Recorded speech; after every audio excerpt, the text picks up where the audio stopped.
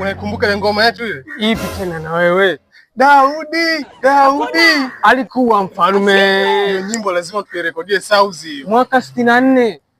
Ile ngoma mimi naisikia.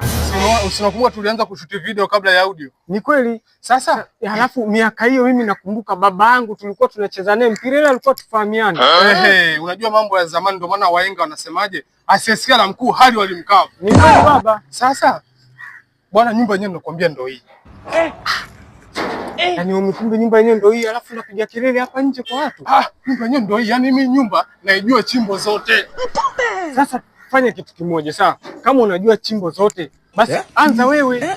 Kwa sababu gani? Unajua huko ndani tukiingia huko, yaani kati ya milango yote ya ndani hiyo, kufuli zake najua, jinsi kuzivunja najua.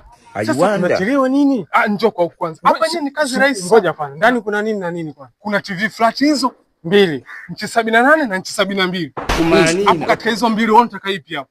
Mimi bora nichukue inchi 72 kwa sababu 72 ndio kubwa, 78 ndogo ile. Sawa.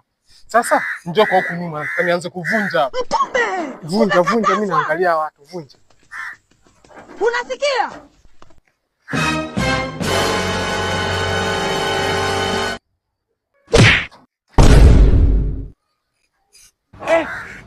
Vipi?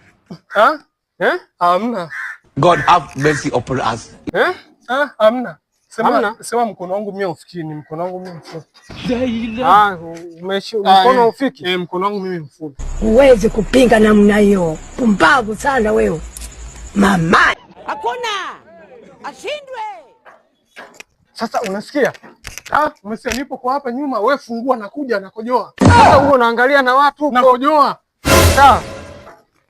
Ngapi huko? Soma hiyo.